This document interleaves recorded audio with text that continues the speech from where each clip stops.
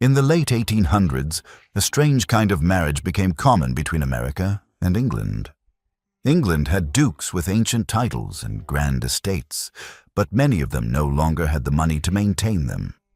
America, on the other hand, had money, new money, railroad money, steel money, but no titles. So an arrangement began. Wealthy American women married English dukes. The women brought money. The men brought titles. Both sides benefited. These women were called dollar princesses. And Florence Whitmore was about to become one of them. Florence Whitmore had not crossed an ocean to be ignored. The thought struck her as the carriage slowed, the gravel crunching beneath the wheels as though England itself wished to announce her arrival in the most deliberate way possible. She straightened instinctively, smoothing her gloves, lifting her chin. This was the moment she had prepared for, not romance, not tenderness, but acknowledgement. She had come as a solution. She understood that perfectly well. Her fortune had been discussed in letters long before her name had ever been spoken aloud. Figures, properties, guarantees, respectability confirmed, suitability assured. The Duke of Blackwood had agreed to the arrangement with cool efficiency. His replies had been brief, polite, entirely devoid of curiosity. Still, Florence had believed that once she arrived, once she stood before him in flesh and breath and consequence, things would shift. The carriage stopped. A footman opened the door. Florence descended carefully, the hem of her dress brushing English soil for the first time. She smiled without thinking. It was habit, not hope. A reflex learned early. Warmth smoothed introductions, softened edges. "Thank you," she said to the footman. He hesitated, surprised by the directness, then nodded quickly.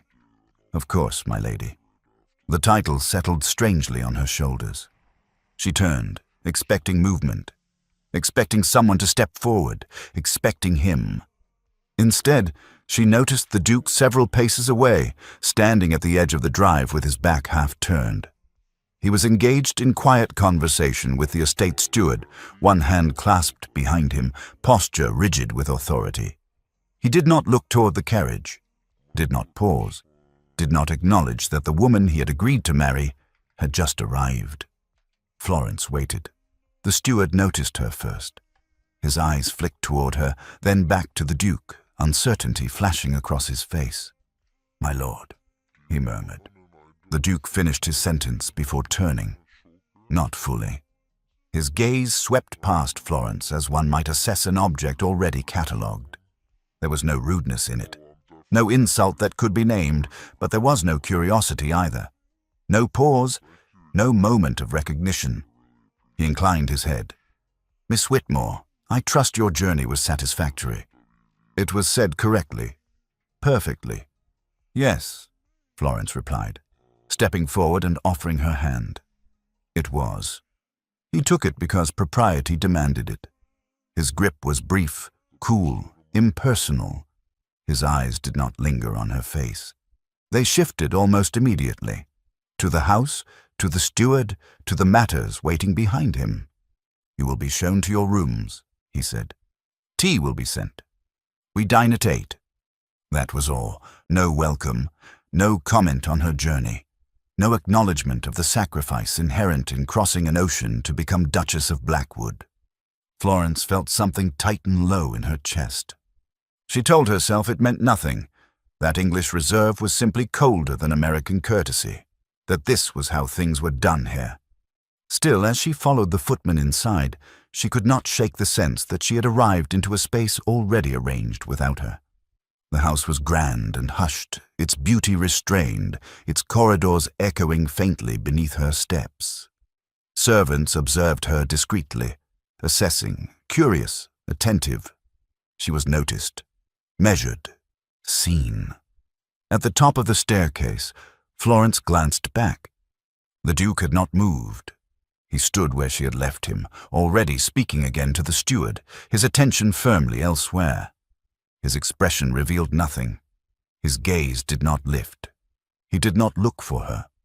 Florence inhaled slowly and continued on. Later, alone in her room, gloves removed, travel dust settling, the silence pressed close in a way the sea never had. She sat at the edge of the bed and stared at her hands. She had come prepared to be evaluated, to be judged, even to be found wanting, but she had not prepared to be invisible. Everyone had marked her arrival, the servants, the steward, the house itself. Everyone except the man she was meant to marry. And for the first time since she had agreed to this arrangement, Florence Whitmore wondered whether the Duke of Blackwood had wanted a wife at all, or merely a fortune that required no attention once delivered. Florence Whitmore discovered two things by breakfast. First, the Duke of Blackwood possessed an extraordinary talent for speaking to a woman without ever quite speaking to her. Second, English politeness, when sharpened to a fine enough edge, could draw blood without anyone ever raising their voice. Arthur Blackwood stood at the head of the table, immaculate as ever, the very image of a man who believed order was a virtue and emotional restraint, a form of moral superiority. He acknowledged Florence's presence with a nod precisely equal to the one he offered the footman. "Miss Whitmore," he said, "I trust you slept well." "Perfectly," Florence replied. That was the entirety of their exchange. Conversation proceeded around her. Arthur spoke of the estate's schedule, of tenant concerns, of weather patterns that had apparently plagued Blackwood for generations. Florence listened attentively, contributing only when directly addressed, which was not often. When she did speak, Arthur responded efficiently, correctly, briefly. He did not once look at her long enough to notice that her tone had cooled. Florence, for her part, made no effort to repair the imbalance. She no longer filled silences, no longer offered observations meant to smooth conversation. She ate, listened, and kept her gaze politely lowered. Arthur noticed the change somewhere between the tea and the toast, not consciously, not in words, but something had shifted. The room felt quieter, as though a window had been shut. He told himself it was nothing. After breakfast, Florence was escorted to the drawing-room, where Lady Beatrice Ashcombe awaited her with the pleasant attentiveness of a woman who enjoyed understanding a situation before announcing her opinion of it. "My dear Miss Whitmore," Lady Beatrice said, rising, "you must be exhausted. Such a journey." Florence smiled. "It was long." "Yes, well, we do admire endurance." Lady Beatrice gestured toward a chair. "You will find England rather different from home." "I expected as much." Lady Beatrice studied her over the rim of her teacup. "One must learn quickly here. There are ways of doing things." Florence inclined her head. "I am eager to learn." That, Florence would later realize, was a mistake. The afternoon passed in measured observations. Florence was shown the public rooms, introduced briefly to members of the household. She responded with courtesy and restraint, neither imposing herself nor shrinking away. It was, by any reasonable standard, a success, which made the moment she overheard Lady Beatrice all the more instructive. "Fortunate, really," Lady Beatrice was saying quietly in the corridor beyond the sitting-room. "The fortune alone will secure the estate." Mrs. Hale, the housekeeper, replied carefully, "Miss Whitmore seems capable." "Oh, certainly," Lady Beatrice agreed. "Useful even, provided she's guided." Florence paused. Not because she was shocked, not even because she was hurt, but because she understood. She did not interrupt. She did not announce herself. She waited until the conversation ended, then stepped forward with a smile perfectly calibrated to reveal nothing at all. "Good afternoon," Florence said. Lady Beatrice recovered instantly. "Miss Whitmore, we were just speaking of how fortunate Blackwood is." Florence nodded. "It is a remarkable estate." She moved on without another word. That evening at dinner, Arthur addressed her more directly than he had all day. "You have been very quiet," he observed. Florence met his gaze briefly. "I did not wish to interrupt." He frowned faintly, as though unsure whether this was agreement or rebuke. "You need not be hesitant here," he said. "This is your home now." Florence's smile did not quite reach her eyes. "I understand." She did not elaborate. Arthur watched her for a moment longer than usual, then looked away first. Later that night, alone in her room, Florence removed her jewelry slowly, deliberately. She replayed the day without emotion, cataloguing facts as she had been taught. She had arrived as an asset. She was being assessed for usefulness, and she was expected, quietly, politely, to adapt herself to fit the shape already prepared for her. Florence stood, crossed to the window and looked out over the darkened grounds. Very well. If Blackwood wished her to be managed, she would make herself unmanageable. Not through rebellion, not through spectacle, but through absence. Tomorrow she would stop offering, and if no one noticed, she smiled faintly. Then she would know exactly where she stood. By morning, the decision had already been made. She withdrew, not theatrically, not petulantly. She simply ceased offering what no one appeared inclined to accept. At breakfast, she spoke only when addressed, and then only as much as courtesy required. She did not comment on the weather. She did not ask about the day's plans. She did not volunteer observations about the estate, though she had many. Arthur Blackwood noticed the difference before the first cup of tea was finished. He could not have said why. The table was orderly. Conversation proceeded. Nothing was amiss, and yet something essential was missing. He addressed the steward regarding the day's inspections. Florence listened. When the steward mentioned the lower fields, Florence's fingers tightened once around her teacup. She said nothing. Arthur felt the absence like a misstep on a familiar stair. The carriage ride that followed was quiet. Florence sat opposite him, her attention directed out the window, her posture composed. She asked no questions, offered no suggestions. When Arthur spoke, she answered briefly, politely, without elaboration. He waited for her to interrupt. She did not. At the lower fields, the problem became apparent at once. Water had pooled where it should not have, the soil heavy and uneven beneath foot. The steward explained. The tenants nodded, and Arthur listened carefully. Florence stood slightly apart, observing. Arthur glanced toward her once, expecting, without knowing why, that she might speak. She did not. "Very well," Arthur said at last. "We shall revisit this after further assessment." Florence inclined her head as though the matter was settled. It was not. That afternoon, Arthur met with the steward alone. Plans were reviewed, numbers discussed, recommendations made. One suggestion stood out. Arthur approved it without question.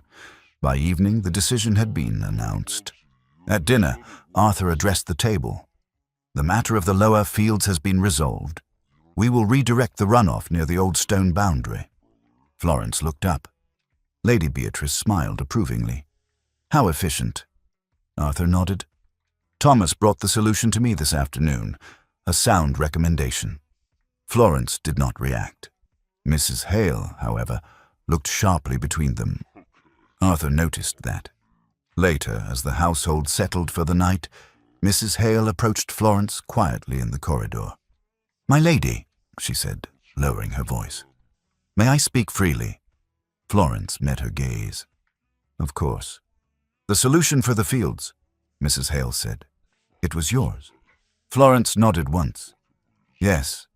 Mrs. Hale's mouth tightened. "You might have insisted." Florence smiled faintly. "I offered once." Mrs. Hale hesitated, then inclined her head. "Very well." Word traveled quickly after that. Not loudly, not openly, but servants spoke. Tenants noticed improvements. The steward began consulting Florence quietly, asking questions he did not think to bring before the Duke. Arthur noticed the results before he noticed the cause. The fields improved. Complaints lessened. The household moved more smoothly. And Florence remained distant. On the third evening, Arthur found her alone in the small sitting room near the garden, reviewing correspondence. "Miss Whitmore," he said. She looked up at once, attentive, calm, closed. "You had thoughts regarding the lower fields," he said. "Yes. Why did you not raise them with me directly?" Florence folded the letter in her hands. "You did not appear receptive." Arthur frowned. "I am always receptive to matters concerning the estate." Florence regarded him evenly. "I am sure you believe that." The silence that followed was not polite. Arthur waited for elaboration. None came. Florence inclined her head, dismissal delivered with perfect courtesy, and returned to her letter. Arthur stood there, irritation stirring, something sharper beneath it. He left without another word. Later that night, alone in his study, Arthur reviewed the reports again. The steward's handwriting, the figures, the solution, Florence's solution. Arthur closed the folder slowly.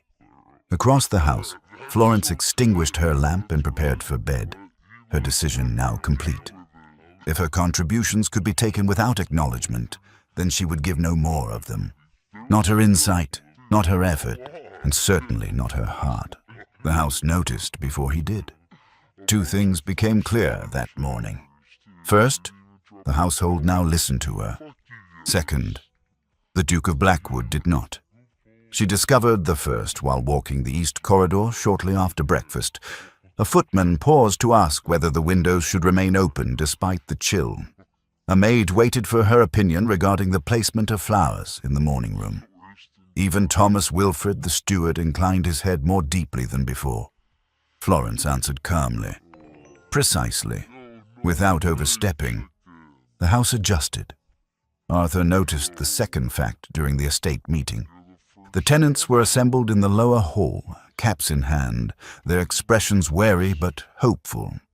Arthur addressed them efficiently, outlining the improvements already underway. There was approval, muted but genuine. Thanks to timely intervention, Arthur concluded, the flooding should be resolved before winter. The tenants murmured their gratitude. One of them spoke up. "We're grateful to the steward, my lord. He took quick action." Arthur nodded. Indeed. Florence stood at the edge of the room, hands folded, her expression unreadable. Mrs. Hale noticed. So did Lady Beatrice. "Well done," Lady Beatrice said later as the group dispersed. "Such decisiveness is admirable." Arthur accepted the praise without comment. Florence did not look at him. That afternoon, Lady Beatrice made certain the narrative was set. She remarked upon Florence's quiet nature, her willingness to adapt. How fortunate it was that Miss Whitmore understood her place in such a household. Florence heard all of it. She did not protest. Instead, she declined the afternoon tour, returned to her correspondence, sent a letter across the Atlantic requesting clarification on a matter that had nothing and everything to do with Blackwood. Arthur noticed her absence at dinner. "You were not present this afternoon," he said. "I had letters to attend to." "I would have thought you might wish to observe the tenants more closely," he replied. Florence met his gaze, brief and cool. "I was not required." Arthur felt the faintest edge of irritation. "You are part of this household now." Florence smiled politely, in a manner of speaking. Lady Beatrice's eyes flicked between them. The tension did not pass unnoticed. That evening, Mrs. Hale approached Arthur privately. "My lord," she said carefully, "there is a matter you may wish to address." Arthur glanced up. "Go on." "The improvements you praised this morning," she said. "They were Miss Whitmore's doing." Arthur stilled. "The steward brought the plan to me," he said. "Yes," Mrs. Hale replied, "after Miss Whitmore explained it to him." Arthur said nothing. Mrs. Hale continued, emboldened. "She has offered guidance more than once." Quietly, without insisting. Arthur dismissed her with a nod, his thoughts already rearranging themselves.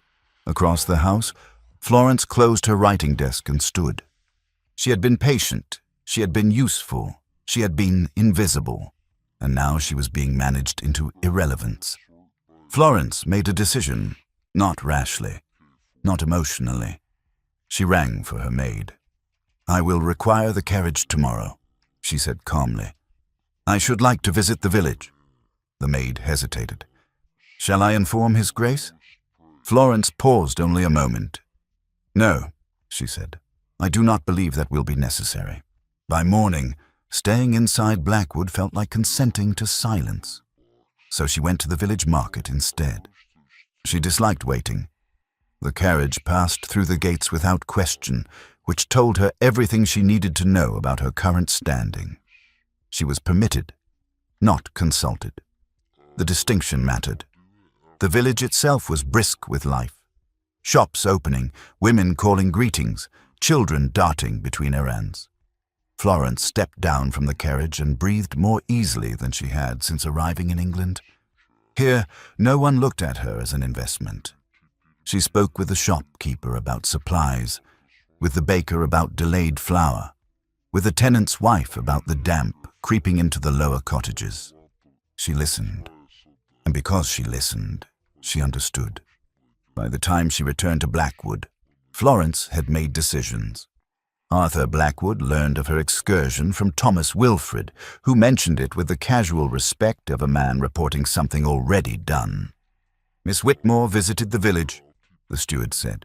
"She arranged temporary supplies for the cottages near the lower fields." Arthur looked up sharply. "She did." "Yes, my lord. It was sensible." That word again. Arthur dismissed him, irritation threading into something sharper.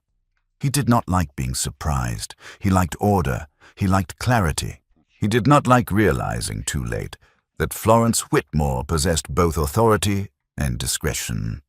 Florence returned to Blackwood in the early afternoon and found Lady Beatrice Ashcombe waiting in the morning room.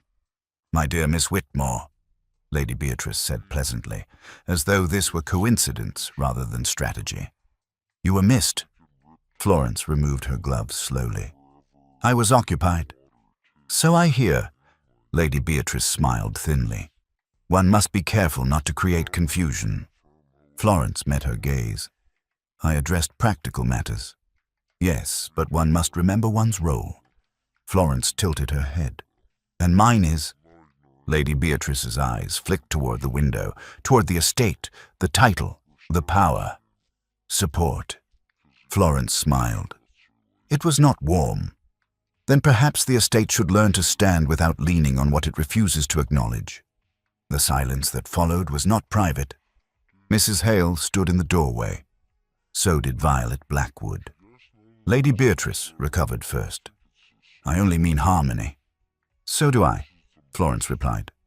That evening, Blackwood hosted guests for dinner. Florence entered the room composed, her expression serene, her posture impeccable. Arthur noticed her immediately, and then noticed that she did not look at him. Conversation flowed. Wine was poured. A gentleman from the neighboring estate remarked lightly, "Your tenants speak most highly of Miss Whitmore." Florence's pulse stuttered.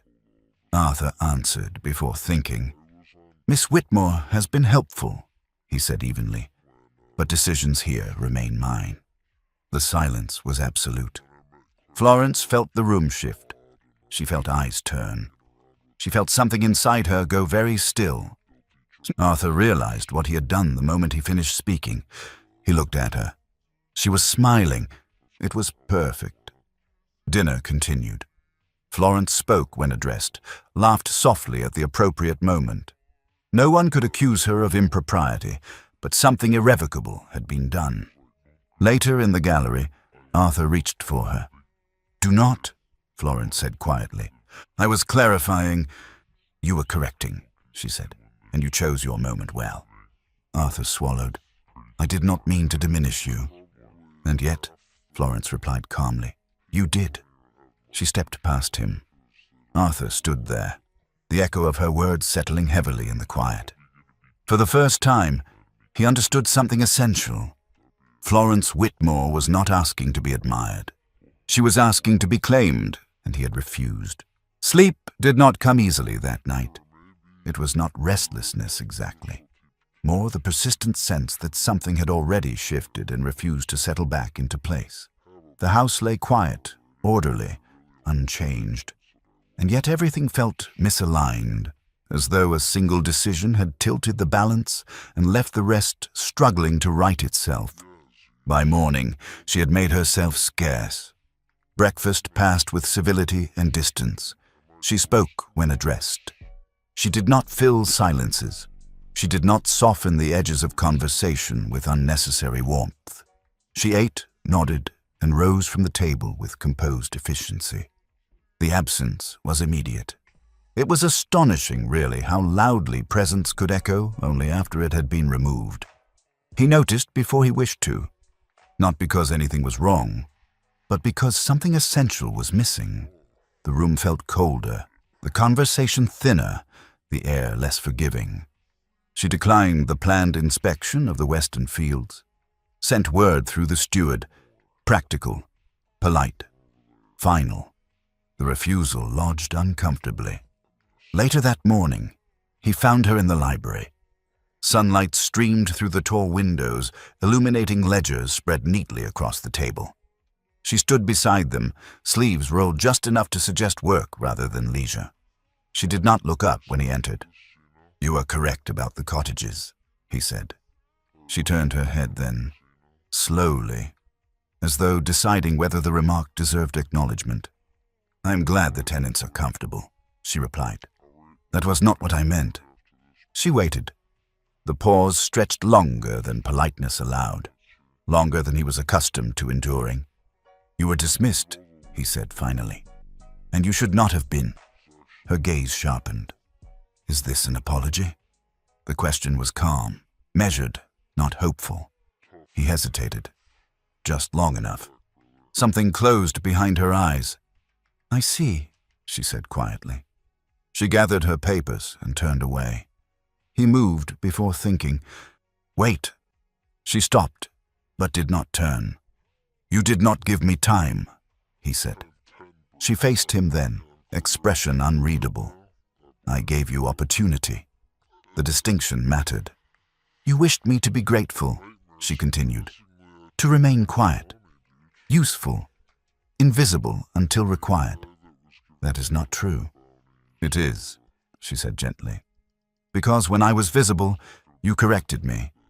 The words landed with precision.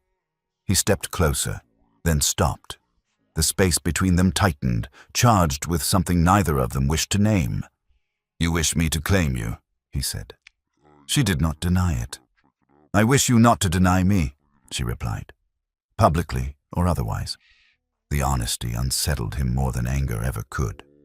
"I do not know how to do this," he admitted. "I was taught restraint, control, distance."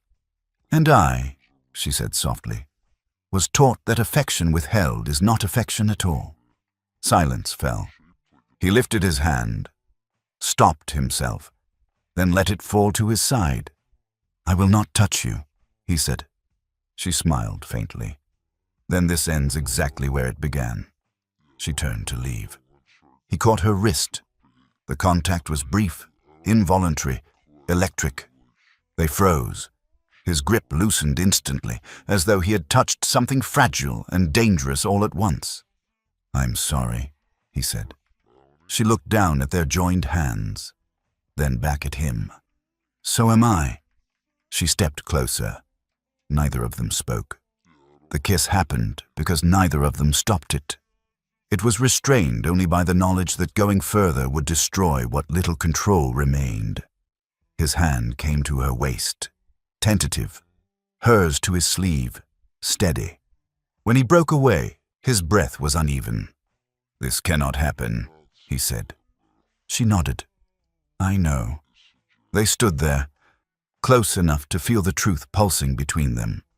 He stepped back first, reclaiming distance, reclaiming control. The loss was immediate. "This changes nothing," he said, though his voice betrayed him. She met his gaze steadily. "No, it changes everything." She turned and walked out. He remained where he was, stunned by the realization that restraint had never been his strength, only his shield. Down the corridor, she paused for one brief moment, pressed her hand to the wall, then straightened. She would not stay where she was kissed in private and denied in public. And standing alone in the quiet library, he understood with devastating clarity that the kiss had not been a mistake. It had been a warning. By morning, the consequences had begun. Not loudly, not dramatically, but in the quiet, unmistakable way that followed a line crossed and not taken back. She did not come to breakfast. The absence was noted immediately. Servants exchanged glances. Her place setting remained untouched longer than was polite. Conversation faltered and resumed again, thinner than before. He told himself it meant nothing. That was becoming a habit.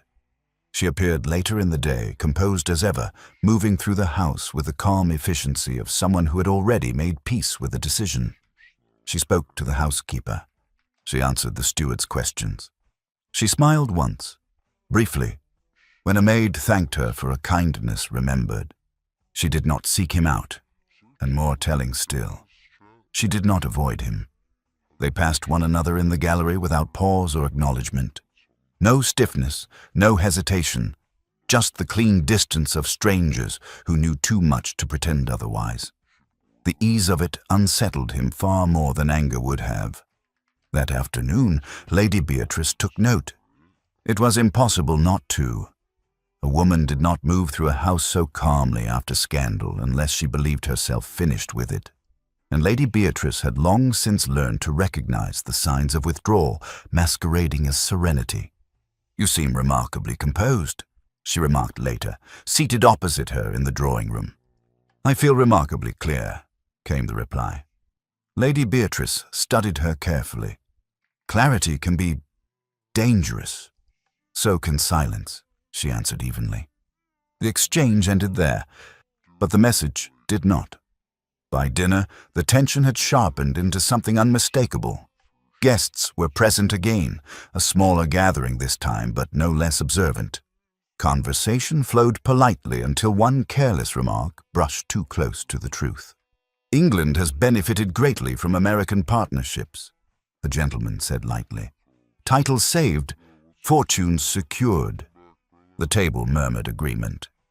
"And some unions," he added, smiling, "prove more transactional than others." The remark was meant as humor. It landed as a challenge. She felt it before she saw it. The subtle shift, the expectation that she would respond. She did not. He did. "Such arrangements," he said evenly, "are best understood for what they are." Every eye turned. He continued, voice controlled. "Practical." The word settled heavily between them. She looked at him then. He met her gaze. For a moment, it seemed as though he might say more. He did not. Dinner continued, but something vital had been lost. Later in the corridor, she stopped him. Not impulsively, not emotionally. "Do not follow me," she said quietly. "I was not—" "You were," she replied. "And this ends now." He frowned. "What ends?" The faintest smile touched her lips. The illusion that this might resolve itself without honesty. She stepped closer. Not in invitation, but in finality. "I will not stay where I am corrected in public and claimed in private," she said. "I will not be a convenience." "That is not how I see you." "Then you have not been paying attention." The truth of it struck harder than accusation. "I'm asking for time," he said. "And I'm telling you," she replied softly, "that time favors the person already in control." Silence followed. He looked away. The choice, small and devastating, was made in that instant. Her expression did not change. "I understand," she said. "Now I know exactly where I stand." She turned away, already finished. Behind her, the weight of it settled. By the time the house quieted for the night, the decision had traveled farther than either of them wished to admit. Letters were written. Arrangements considered, and upstairs, in a room already half emptied, she folded a dress carefully and set it aside. Not for tomorrow, but for departure. Downstairs, he stood alone in his study, staring at nothing, understanding at last that restraint had cost him something he did not know how to recover. And for the first time since she had arrived, the possibility of her leaving was no longer theoretical. It was imminent. Nothing was announced. There were no raised voices, no dramatic declarations, no scenes meant for witnesses. And yet the house felt it. The shift began in the smallest ways. Her maid lingered at the doorway longer than necessary. A footman hesitated before carrying trunks down from the upper floor. Mrs. Hale paused twice while giving instructions she had given 100 times before. No one asked questions. They did not need to. She moved through the morning with calm precision. Dresses were selected carefully. Not the newest, not the most worn choices made for practicality rather than display. Personal items were gathered, wrapped, placed aside. Not hurried, not delayed, decisive. When the carriage was requested, it was done quietly. The request traveled faster than intended. By midday, he knew. He told himself he would speak to her after luncheon, then after the afternoon correspondence.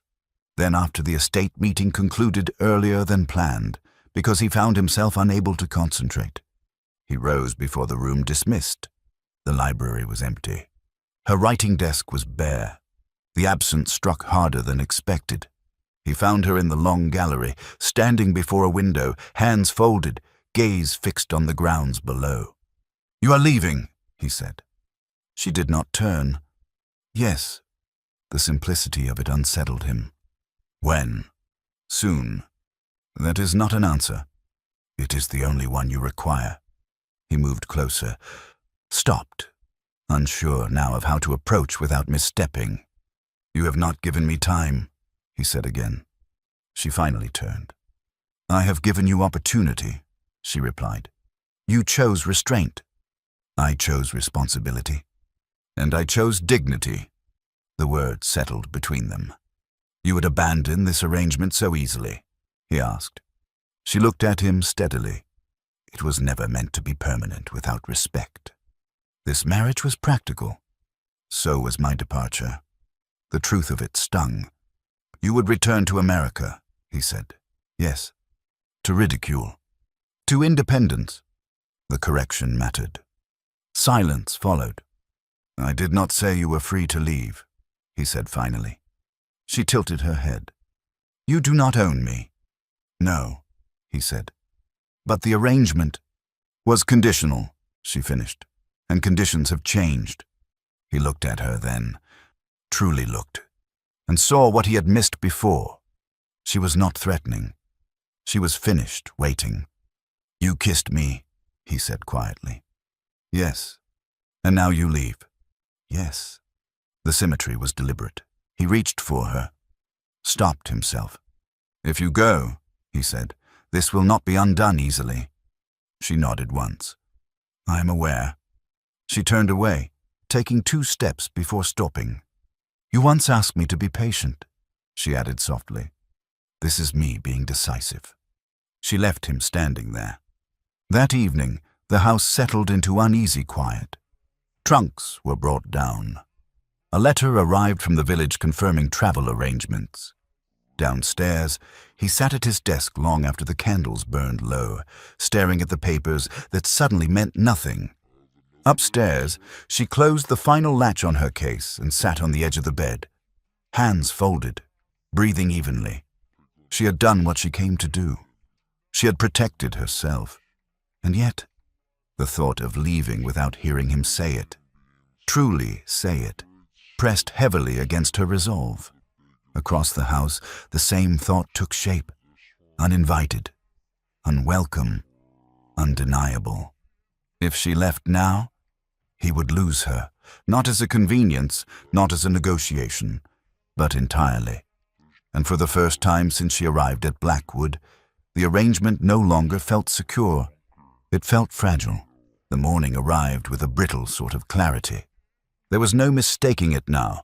The decision had moved beyond preparation and into inevitability. The house felt suspended, waiting. as though every corridor and stairwell understood what was coming and held its breath in response. The carriage was ordered for midday. No announcement accompanied it. No explanation was offered. The request alone was enough. Servants moved with quiet efficiency. Trunks were brought down. A hat box appeared beside the door. Mrs. Hale supervised with careful neutrality, her expression betraying nothing while her eyes missed very little. He avoided the front hall entirely. That, too, was noticed. By the time the carriage wheels were heard outside, the distance between them had hardened into something unmistakable. Not anger, not misunderstanding, refusal. She descended the stairs slowly, one hand resting lightly on the banister. Her posture was composed, deliberate, as though each step had been considered and accepted long before it was taken. He stood near the study door, not blocking her path, not approaching, simply there. For a moment, neither of them spoke. She waited. He did not look at her. The silence stretched, thin, unbearable.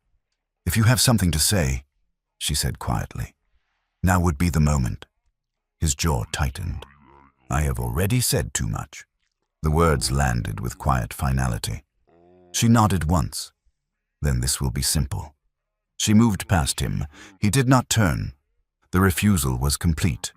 It was not cruelty that stung, nor even pride. It was the unmistakable knowledge that he could not bring himself to see her fully, not when it mattered, not when choosing her would require surrender.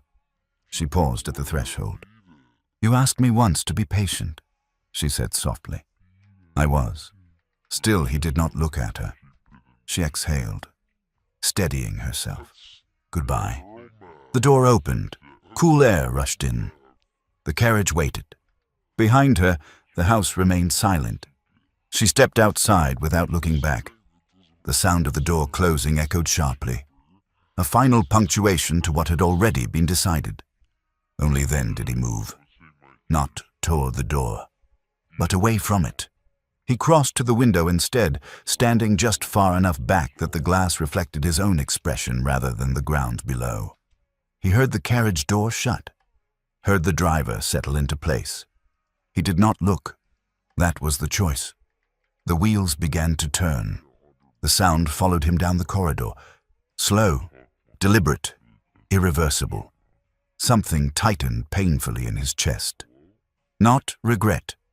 Not yet. Realization. Down the drive, she sat with her hands folded in her lap, gaze fixed straight ahead. She did not cry. She did not waver. The moment for that had passed. This was not loss. This was self-respect. And yet, beneath it, something fragile pressed insistently against her resolve. He had kissed her, he had known her, and still, he had not chosen. The estate gates came into view. Behind them, the house stood unchanged, proud, unmoving. Inside, he stood alone, aware now that restraint had not preserved order at all. It had cost him the one thing he had not known how to name until it was already leaving. The carriage passed through the gates. The moment ended, and with it, the illusion that this could be undone quietly. The house did not recover quickly. It was not grief that settled over Blackwood, nor outrage, nor even gossip. It was something quieter and far more disruptive. Absence. It revealed itself in places no one thought to prepare for. A chair left unoccupied at breakfast. A question redirected at the last moment. A decision deferred because the person who would have made it without ceremony was no longer there to do so. Servants adapted. They always did. He did not. He spent the morning in meetings that produced nothing. Accounts were reviewed twice. Correspondence went unanswered. When Thomas Wilfred asked whether the Western repairs should proceed as planned, the question lingered unanswered long enough to become uncomfortable. "Yes," he said at last. "Of course." The certainty rang hollow. By afternoon, the village had heard, not in detail, not in scandal, simply in the way information traveled when something unusual occurred without explanation. The American lady had departed. earlier than expected. Quietly, speculation followed. Lady Beatrice arrived just before tea. "I thought it prudent to call," she said, settling into the chair opposite him. "One dislikes being the last to know." "There is nothing to know," he replied evenly. "On the contrary," she said lightly, "there is a great deal. Departures are rarely accidental." She wished to leave. Lady Beatrice raised an eyebrow. "And you allowed it." He did not respond. Silence stretched. "At least," Lady Beatrice continued, "you have preserved the integrity of the arrangement." The word struck sharply. "You mistake me," he said. "There is no arrangement." Lady Beatrice paused. "Then the estate will endure," he finished, "as it always has." Lady Beatrice studied him. Endurance is not the same as survival. She rose shortly after, her visit concluded without resolution. The house felt colder after she left. By evening, the realization could no longer be ignored. He had expected relief, control restored, order maintained. Instead, he felt unmoored. He walked the grounds at dusk, coat pulled tight against the chill. The path near the lower fields curved past the cottages she had insisted be repaired first. Light glowed in their windows now. Warm, steady. Evidence. He stopped walking. For the first time, he allowed the question he had been avoiding to surface. What if restraint had not been strength at all, but fear? The answer settled heavily.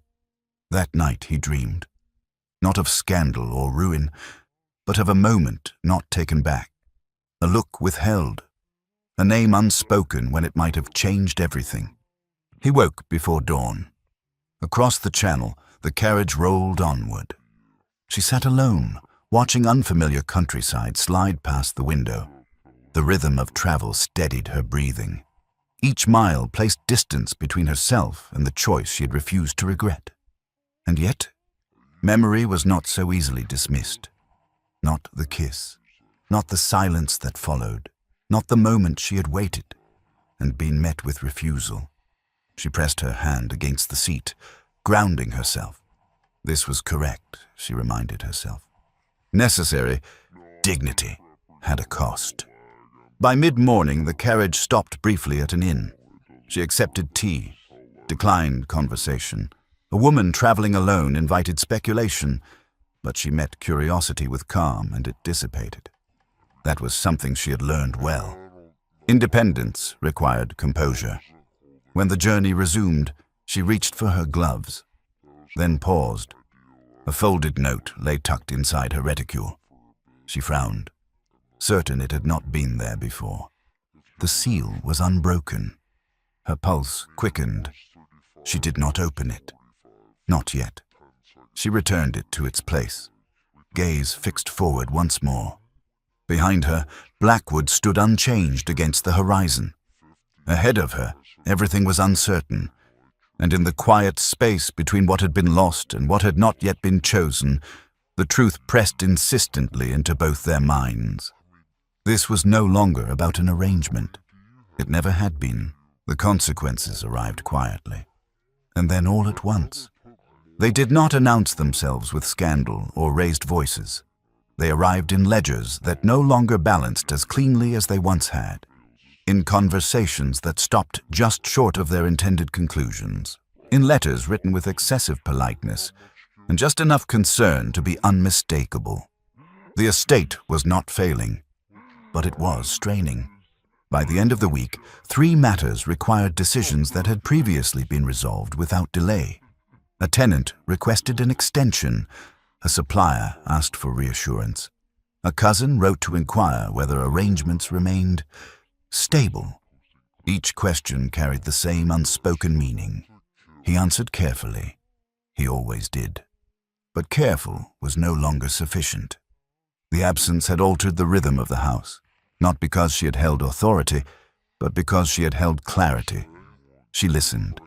She decided. She moved forward without the need for recognition. Now, hesitation filled the space she had left behind. Mrs. Hale noticed. "You are waiting," she said one evening, not unkindly. For something that is not going to arrive on its own. He looked up sharply. I beg your pardon? She did not retreat. For permission, she clarified. Or absolution, or certainty. I cannot tell which. He said nothing. Mrs. Hale inclined her head. Some things must be claimed while they are still within reach. Later that night, he sat alone with correspondence spread across his desk. Among the papers lay a letter returned unopened. American postage. He stared at it, longer than necessary. Across the channel, the journey continued. The sea was calm, deceptively so. The steady rise and fall of the ship lulled most passengers into complacency. She stood at the rail instead, coat drawn tight, gaze fixed on the horizon. The folded note remained in her reticule. She had not opened it, not because she feared its contents, but because she feared how easily it might undo her resolve. At breakfast, she overheard conversation not meant for her. A shame, really, one woman murmured. Those arrangements rarely succeed without flexibility. Her companion nodded. Still, better to return with dignity than stay where one is merely tolerated. She smiled politely and finished her tea. Dignity, it seemed, was universally understood, even when affection was not. Later, alone in her cabin, she removed the note at last. The seal broke easily. The message inside was brief, careful, unsatisfying. No declarations, no apologies, no promises. It spoke of responsibility, of timing, of matters requiring attention before decisions could be revisited. She folded the paper slowly. The words confirmed what she had already known. He was still choosing restraint. She placed the letter aside and sat very still. The decision settled then, not dramatically, but firmly. If she was to return, it would not be as an unanswered question. Back at Blackwood, the pressure mounted. Lady Beatrice called again, this time without pretense. You are allowing this to stand, she said plainly. People will draw conclusions. Let them. They already have, she replied. You have lost more than a bride. He met her gaze coolly. I have lost nothing. Lady Beatrice's expression softened, just slightly. Then you are lying to yourself. After she left, he stood at the window for a long time, watching the grounds settle into twilight. The cottages glowed warmly. The estate endured. And yet, something essential was missing. Not money, not title. Choice. For the first time since the arrangement had been proposed, he asked himself a question he had avoided from the beginning. What if the transaction had never been the point, and the real cost of restraint was love refused too long? The answer was immediate and deeply unsettling. That night he wrote, not carefully, not cautiously, but honestly. The letter was sealed and sent before dawn. Across the sea, she stood at the rail once more as land came into view. America waited. So did independence. But somewhere between departure and arrival, certainty had shifted. The letter would reach her, and when it did, it would demand something neither of them could delay any longer. A choice made openly, or not at all. The letter arrived sooner than she expected. It was delivered with the rest of the morning post, unremarkable in appearance, its weight no different from the others. And yet the moment her fingers brushed the paper, something tightened sharply in her chest. She knew. She took it with her to the window before opening it, as though distance might soften whatever waited inside. It did not. The words were not careful this time. They did not hedge. They did not explain. They did not hide behind duty or timing or restraint. They chose. He wrote of error, plainly named, of fear, plainly admitted, of a refusal that had cost him something he no longer wished to pretend he could endure. And then, without condition or qualification, he asked her to return, not to resume an arrangement, but to be chosen. Her breath left her slowly. It would have been easy, dangerously easy, to accept at once, to board the next conveyance. to let relief masquerade as forgiveness. She did not. She folded the letter carefully and set it aside. Choice, she had learned, meant nothing unless it was witnessed. Back at Blackwood, the decision could no longer be postponed. The estate gathered that afternoon under the pretense of routine. Tenants, neighbors, relations, all drawn together by nothing more suspicious than an invitation to tea and inspection. Lady Beatrice arrived early. "You seem resolved," she observed. "I am," he replied. "That is rarely enough. It will be today."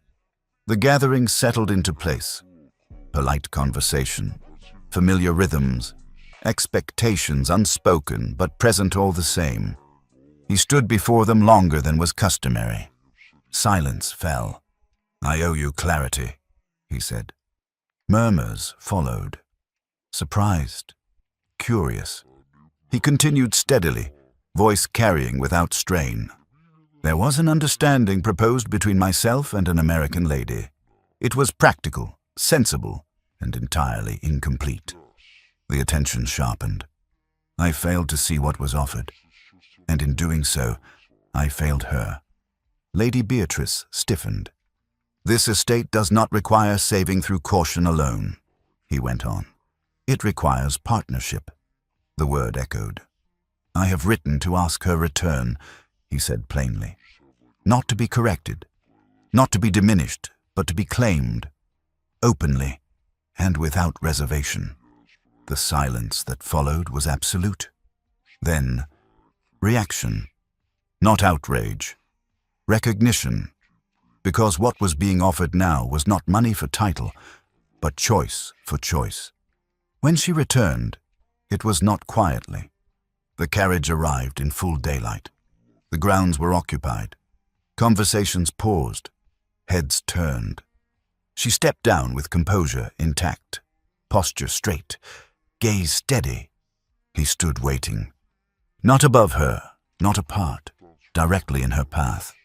"I asked you here," he said, "to correct myself." She met his eyes.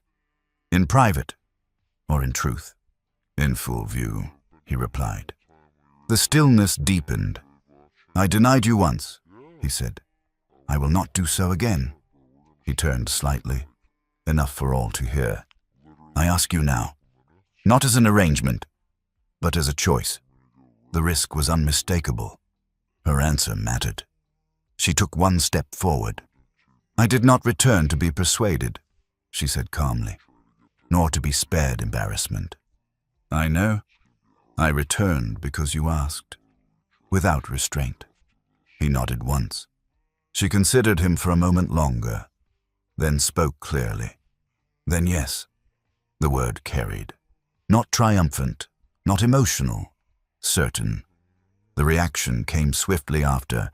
Approval, curiosity, acceptance. Lady Beatrice said nothing. Later, alone at last, he reached for her hand. This time, he did not hesitate. "Stay," he said softly. She smiled. "I already have." Outside, the house resumed its rhythm. Inside, something essential had settled into place. The arrangement was no longer a shield. It was a beginning, and for the first time since this began, the ending felt not only possible, but inevitable. The morning of the wedding arrived without spectacle. No bells rang early. No crowds gathered at the gates. The house woke as it always had, quietly, steadily, as though this was simply the next correct thing to occur. And in a way, it was. She dressed without haste, not because she was calm, but because she refused to rush what had been chosen freely. The gown was elegant rather than extravagant. English silk, American lace, a deliberate blending, neither side erased, neither diminished. When she stood before the mirror, she did not look like a woman being acquired. She looked like a woman arriving exactly where she intended to be.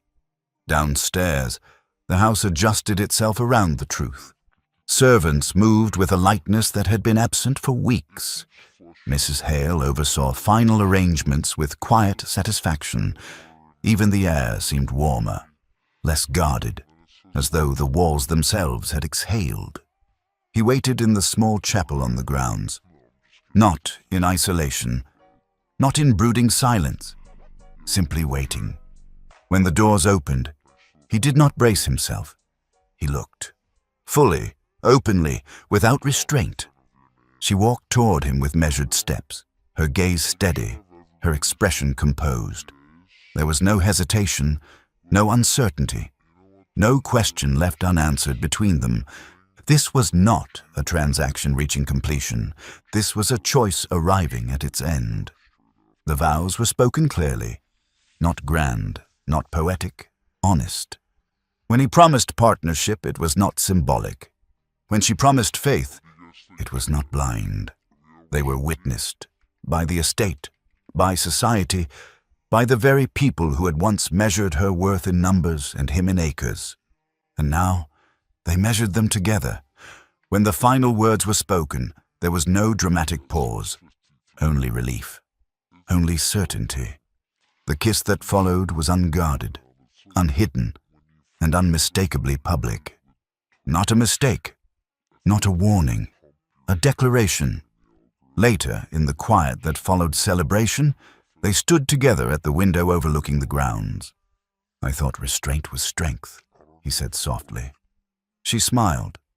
"It is, when it protects the right things, and when it doesn't, it becomes fear." He nodded, accepting the truth without defense.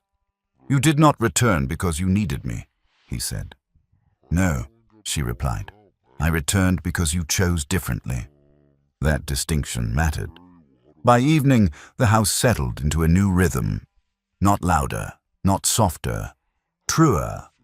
The estate endured, but no longer through caution alone.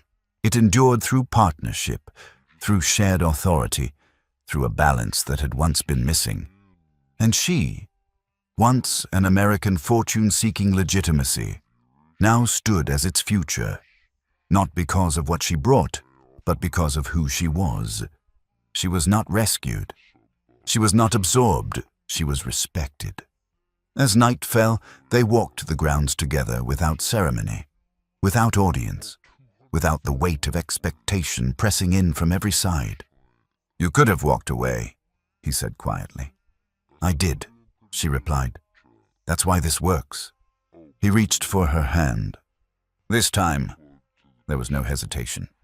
The gates remained open. The house stood steady. And somewhere between history and choice, between money and title, between restraint and courage, love settled in. Not loudly, but permanently.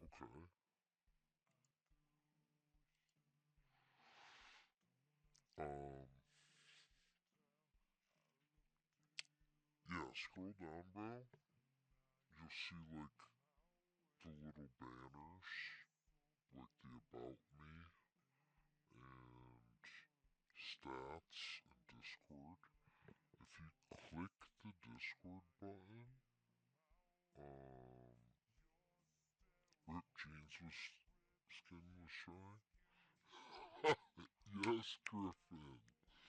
I love this song. Where you think you're going, baby? Hey,